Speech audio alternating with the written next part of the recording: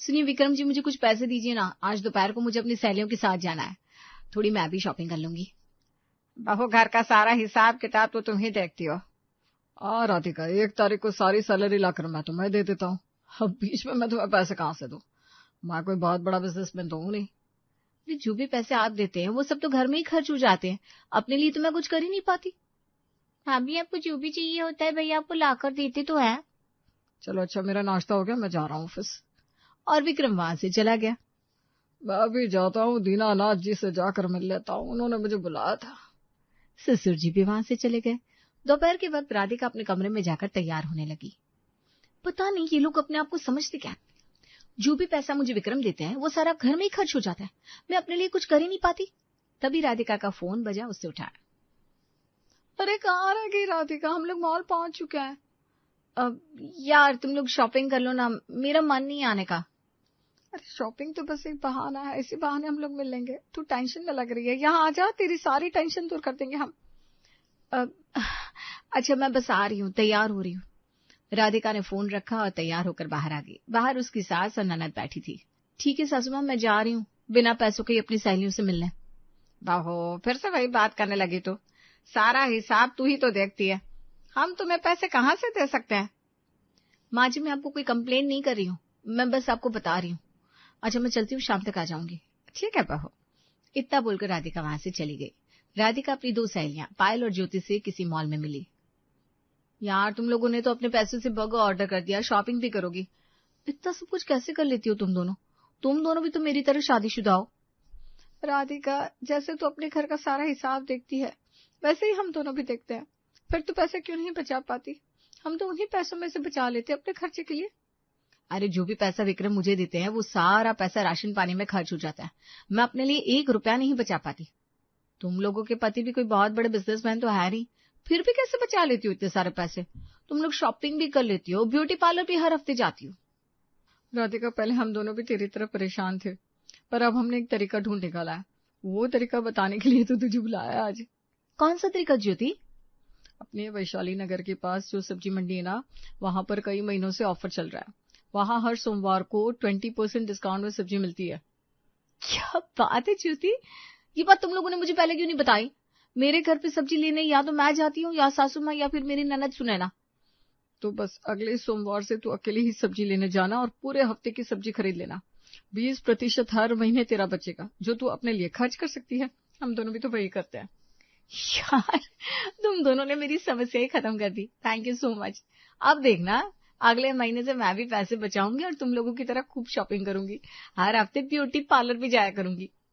तो फिर all the best, अगले महीने तू हमें पार्टी देगी। अरे बिल्कुल यार, तुम लोगों ने मुझे आइडिया दिया है तो तुम लोगों को पार्टी तो दूंगी। चलो फिर चलते हैं, मुझे बस सोमवार का इंतजार है। इतना बोलकर वो तीनों वहां से चल दी। सोमवार वाले दिन एक बड़ा सा थैला अपनी हैंडबैग में छुपाकर राधिका सब्जी लेने के लिए निकली। तभी उसकी सास बोली, अरे कहाँ जा रही हो बहू अकेले अकेले? कहीं नहीं सासू माँ, अपनी सहेलियों से मिलने जा रही हूँ, थोड़ा सा काम भी है।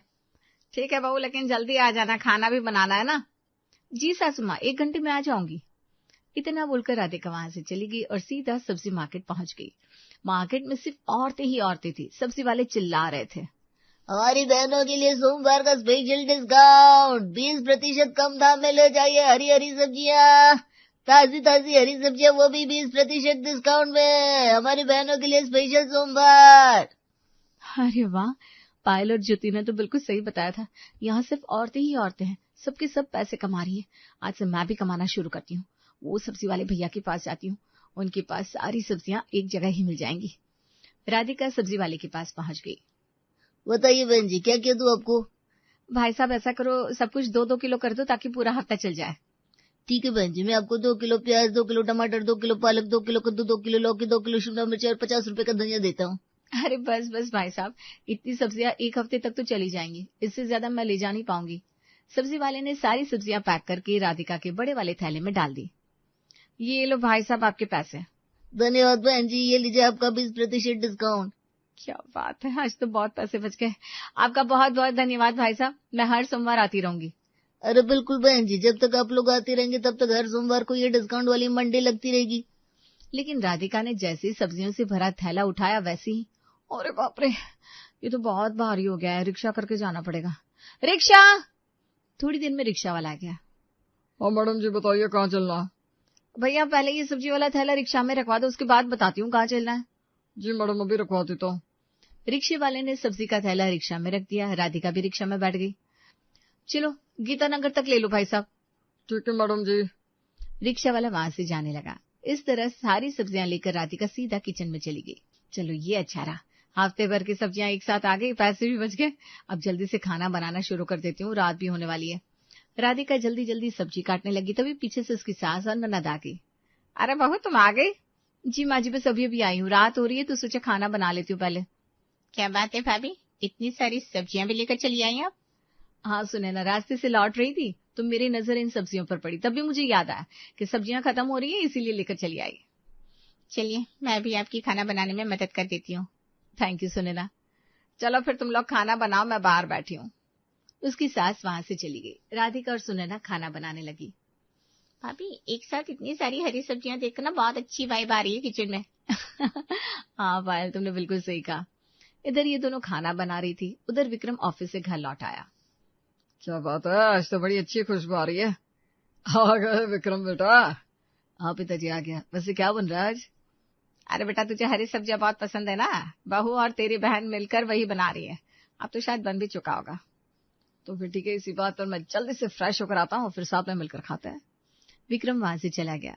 इस तरह थोड़ी देर बाद राधिका और पायल खाना बनाकर ले आई और सब एक साथ बैठकर खाने लगे। वाह क्या बात है राधिका, मुझे तो लगा था आज तुम सब्जी बनाओगी नहीं। क्यों, ऐसा क्यों लगा आपको? पहली बात तुम अच्छी तरह जानती हो कि मुझे दिन में एक बार तुम्हारे हाथ की सब्जी चाहिए ही होती है, और सुबह तुमने मुझसे पैसे मांगे थे, पैसे मैं तुम्हें दे नहीं पाया, तो मैंने सोचा था शायद आज तुम मेरे लिए सब्जी बनाओगी नहीं। आज के बाद मुझे आपसे पैसे मांगने की जरूरत ही नहीं पड़ेगी। चलो अच्छा खाना खाओ सब लोग, हमारी बहू बड़ी समझदार है, इसीलिए तो मैंने सारी जिम्मेदारी उसे दे रखी है। खाते समय बात नहीं करते। बिल्कुल सही कहा तुम्हारी माँ ने, इतनी अच्छी सब्जी बनी है, मन लगाकर खाते हैं। इस तरह वो सब्जियां 5 दिन तक तो चल गई, लेकिन शुक्रवार को सारी सब्जियां खत्म हो गई। अब राधिका परेशान हो गई। आज तो शुक्रवार है, सोमवार से पहले सब्जी लेने जाऊंगी नहीं, वरना जो पैसे बचाए थे वो खर्च हो जाएंगे। पूरे हफ्ते की सब्जी मैं कैसे ला सकती हूँ एक साथ? ऐसा करती हूँ 3 दिन तक सिर्फ दाल बनाकर खिलाती हूँ इन लोगों को। तभी वहां पायल आई। क्या हुआ भाभी, आज किचन में कोई सब्जी नहीं दिखाई दे रही? अरे पायल, रोज रोज सब्जी खाकर बोर भी तो हो गए होंगे सब लोग। आज ना मैं मस्त दाल बनाती हूँ।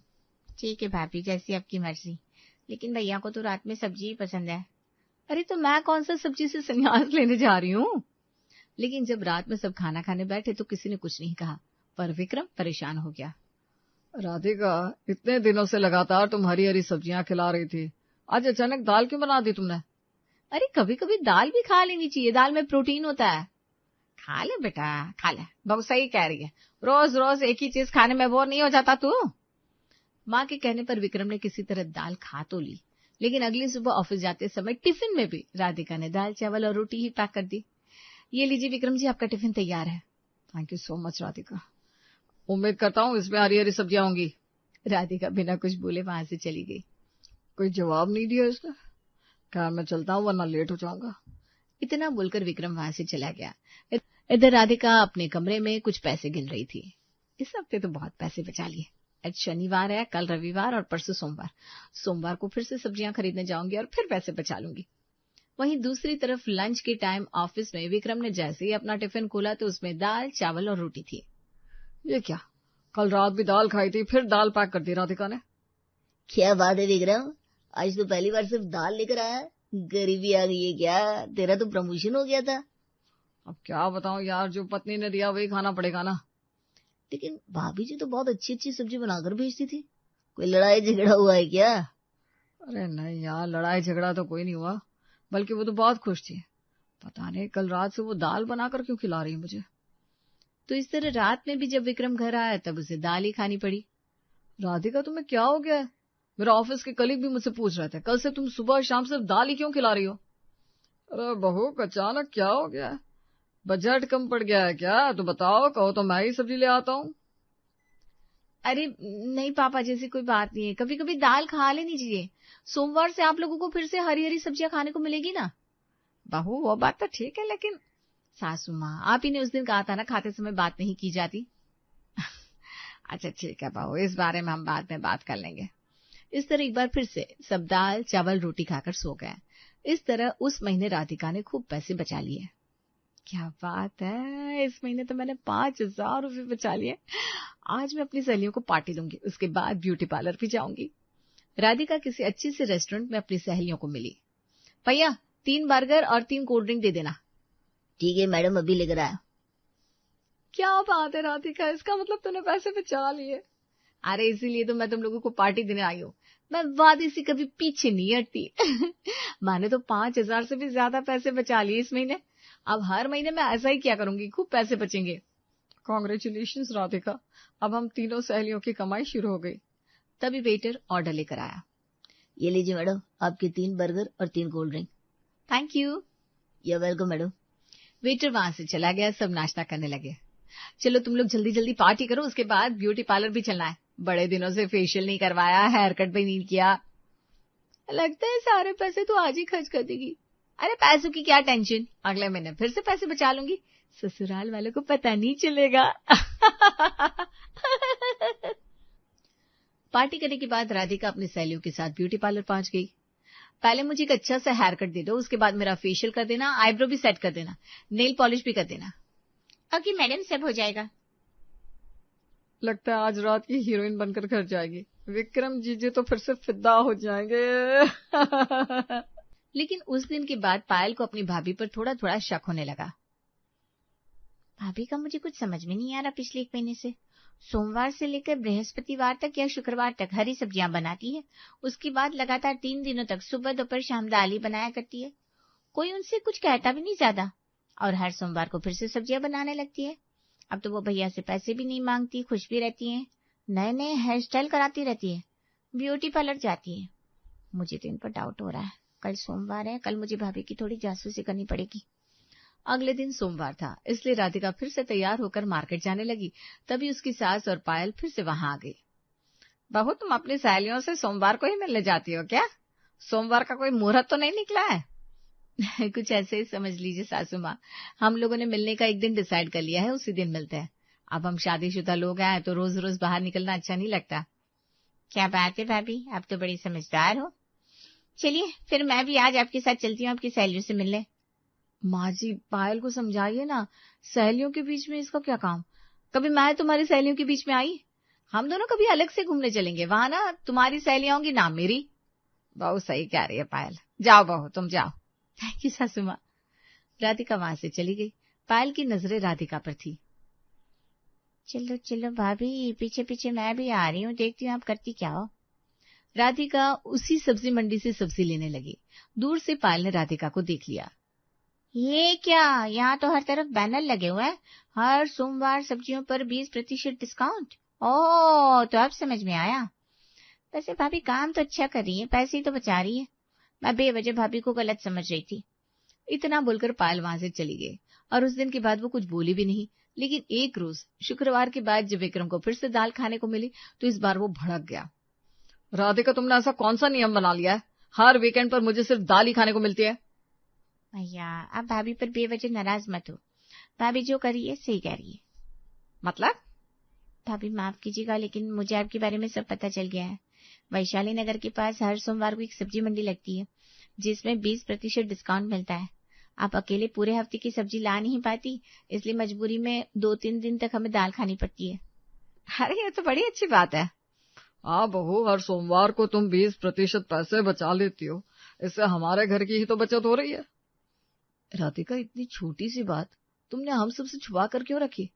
वैशाली नगर तो मेरे ऑफिस के पास में ही है, मुझे बता देती, मैं पूरे हफ्ते की सब्जी लाकर रख देता। मैं किसी को इस बारे में बताना ही नहीं चाहती थी, पर इस पायल की बच्ची ने सारा भांडा फोड़ दिया। क्या सोचने लगी भाभी, मैंने कुछ गलत कर दिया क्या? अरे नहीं नहीं पायल, सासू माँ, ससुर जी, विक्रम जी, इस घर का बजट मैं ही देखती हूँ, तो मैंने सोचा इस बारे में आप लोगों को बताकर फालतू में क्यों परेशान करूं, बस इसीलिए नहीं बताया। I am so proud of you Radhika. माँ अपने पैसों की सारी जिम्मेदारी राधिका को देकर बहुत अच्छा डिसीजन लिया है। हाँ बेटा। उस दिन के बाद पूरा घर राधिका से बहुत खुश रहने लगा। 3 दिन बाद विक्रम की सैलरी मिली। उसने सारी सैलरी राधिका के हाथ में पकड़ा दी। ये लो राधिका, आज मैं पहली बार प्राउडली तुम्हें अपनी सैलरी दे रहा हूँ। राधिका, पैसे गिनने लगी। उसके बाद, लेकिन इसमें तो 5,000 कम है। राधिका, पिछले महीने तुमने 5,000 से ज्यादा रुपए बचा लिए थे, तो वही 5,000 मैं एफडी करवाऊंगा।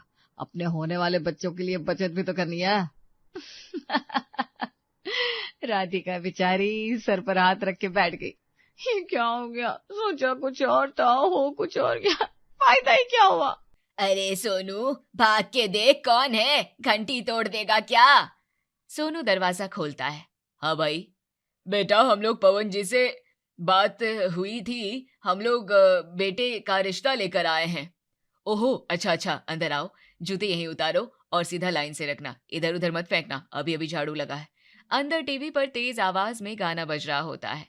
अरे महिमा, आवाज कम कर, लड़की देखने वाले आए हैं। अरे अभी तो हीरो शादी कर रहा था। अच्छा ठीक है। पवन बनियान और आधी मुड़ी हुई लुंगी में ही बाहर आ जाते हैं। आओ भाई आओ, ऐसे क्यों खड़े हो, हम कोई राजा महाराजा नहीं है। नमस्ते। हाँ हाँ नमस्ते, बैठो। अरे सोनू, वो प्लास्टिक वाली कुर्सी दे दो, सोफे का स्प्रिंग निकला है। सुषमा बैठते ही कुर्सी हिल जाती है। अरे डरिए मत, टूटी नहीं है, बस थोड़ा डगमगाती है। सोनू फ्रिज से ठंडी बोतल निकालता है, ढक्कन खोलकर पहले खुद मुंह लगाता है। ठीक है, गैस नहीं निकाली, लीजिए अंकल। सुषमा एक दूसरे को देखने लगते हैं। देखिए जी, हम लोग सीधे लोग हैं, घुमा फिरा के बात नहीं करते। आपका लड़का कमाता कितना है, हाथ में साफ साफ बताना। जी ठीक ठाक। ठीक ठाक क्या होता है, नंबर बोलिए। कहीं पैकेज बोल के बेवकूफ तो नहीं बना रहे। गाड़ी है, अपनी है या बैंक की, ईएमआई तो नहीं चढ़ी हुई है। जी गाड़ी है। मॉडल कौन सा, फोटो है क्या मोबाइल में, दिखाओ जरा। उसी समय रेनू जोर से चिल्लाती है। शिवानी, ओ मैडम, किताब बंद कर, मेहमान आए हैं। शिवानी फॉर्मल कपड़ों में आती है। अरे ये क्या पहन लिया, ऐसे तो स्कूल की मास्टरनी लग रही है। जा लाल वाला सूट पहन के आ, थोड़ा रंग रूप दिखे। भाभी ठीक है ये। हम कह रहे हैं तो बदल, यहाँ इंटरव्यू नहीं चल रहा। शिवानी चुपचाप खड़ी रहती है। हमारी बेटी बहुत पढ़ी है, अंग्रेजी में बात करती है, बोल के दिखा जरा। हाँ हाँ, वो क्या होता है, माय नेम इज वगैरह बोल। रहने दीजिए, जरूरत नहीं है। अरे क्यों नहीं, पूरे खानदान में यही एक पढ़ी लिखी है, बाकी सब तो खेत खलिहान में ही खुश थे। और पढ़ाई से क्या होता है, आखिर चूल्हा चौका ही करना है। दहेज का क्या सीन रहेगा, खुल के बता दीजिए, बाद में मुकर मत जाना। संतोष थोड़ा असहज हो जाता है। हमें दहेज नहीं चाहिए। अच्छा सच में, फिर तो बढ़िया है, वरना हमने तो सोचा था थोड़ा बहुत कैश देना पड़ेगा। हाँ, डीजे का खर्चा बच जाएगा। उसी समय पड़ोसन खिड़की से झांकती है। अरे चाची आओ ना, लड़की देखने आए हैं, आप भी राय दे दो। चलिए संतोष जी। संतोष जी खड़े हो जाते हैं। जी हमें एक जरूरी काम याद आ गया। अरे अभी तो असली बात तो की ही नहीं, खाना खाए बिना जा रहे हो?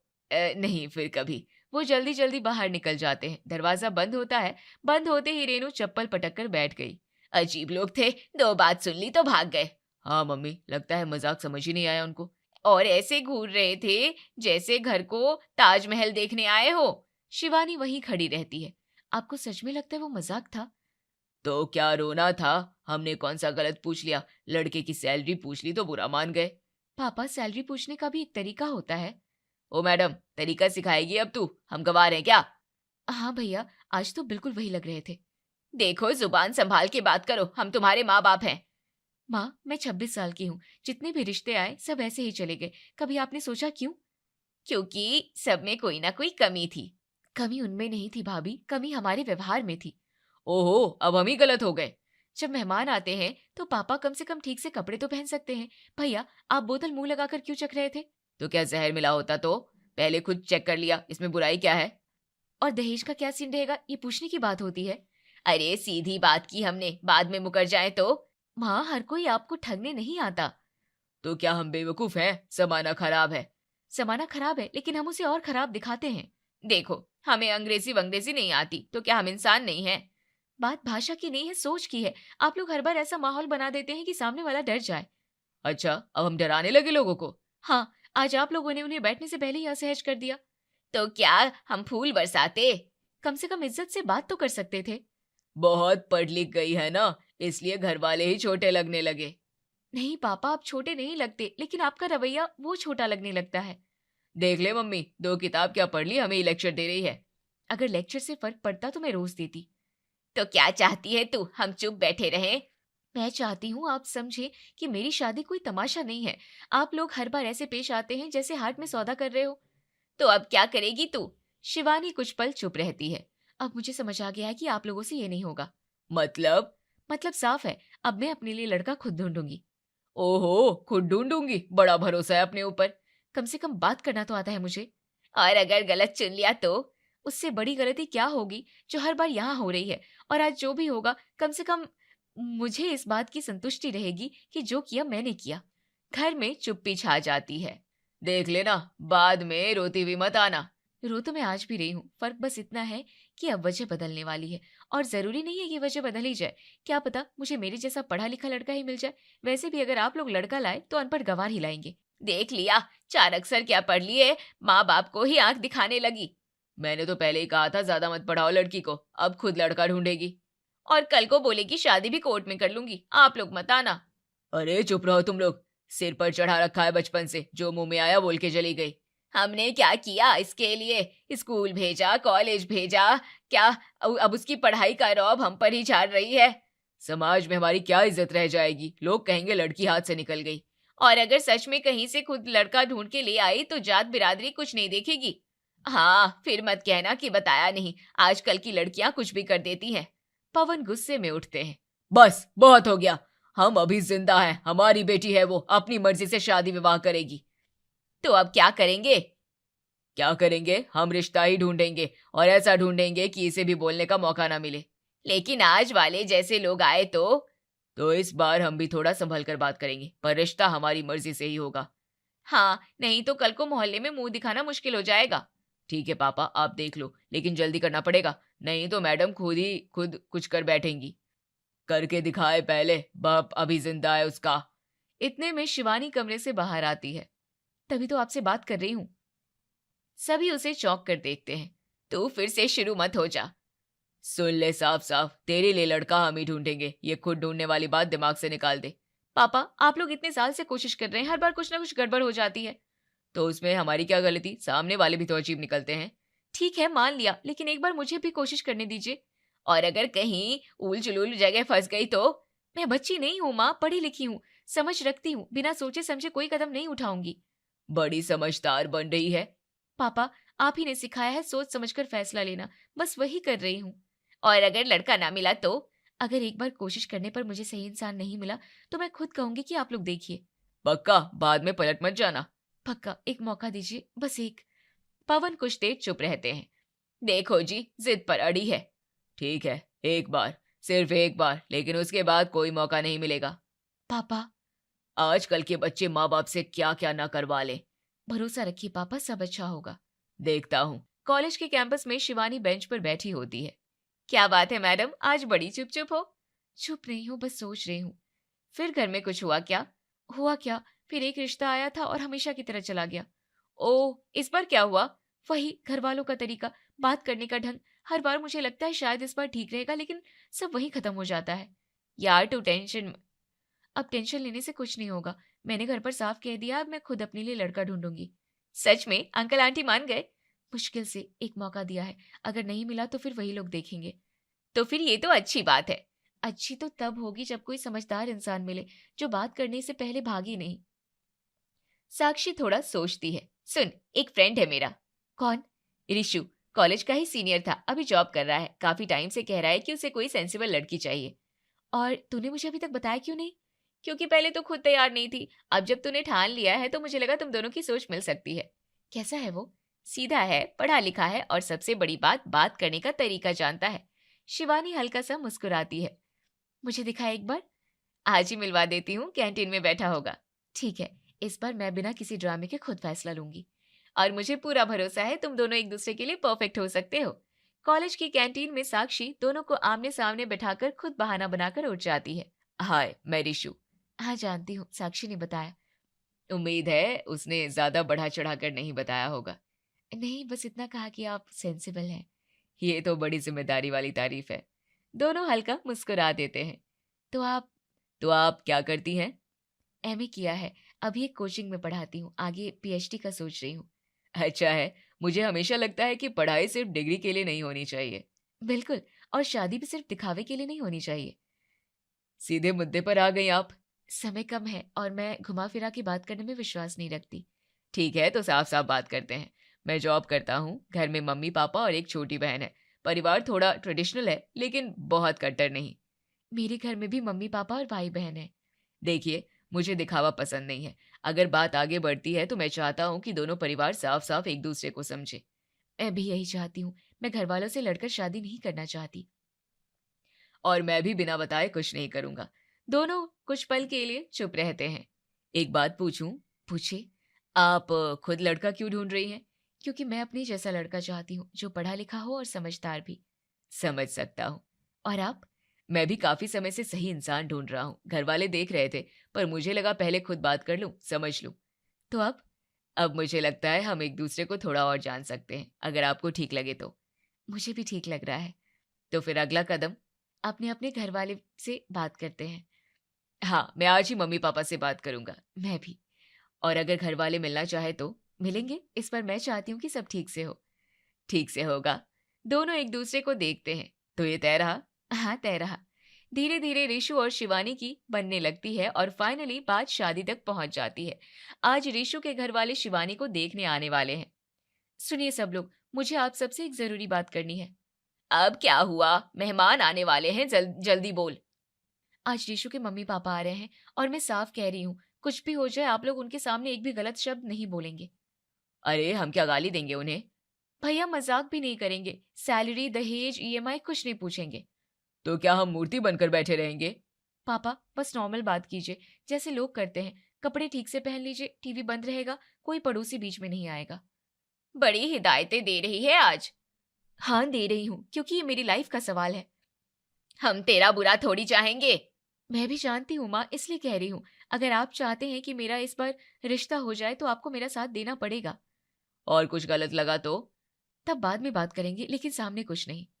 पर तू हम पर भरोसा नहीं करती क्या? करती हूँ पापा, तभी तो पहले ही समझा रही हूँ।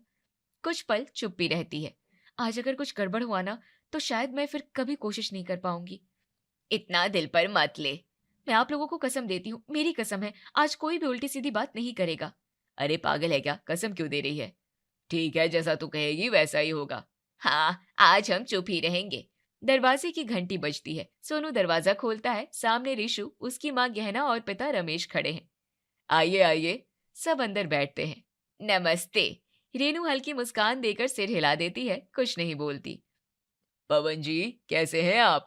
पवन सिर्फ हाथ जोड़कर नमस्ते करते हैं और चुप। कुछ पल के लिए अजीब सी खामोशी छा जाती है। रिशु शिवानी की तरफ देखता है। शिवानी समझ जाती है। सब ठीक तो है ना? जी हाँ, सब ठीक है। वो आज मम्मी का मौन व्रत है। अच्छा। जी, महीने में एक दिन रखती हैं और पापा को डॉक्टर ने कम बोलने की सलाह दी है, गला खराब रहता है। ओह ठीक है। महिमा रसोई से चाय लेकर आती है, बिना कुछ बोले ट्रे रख देती है। और ये?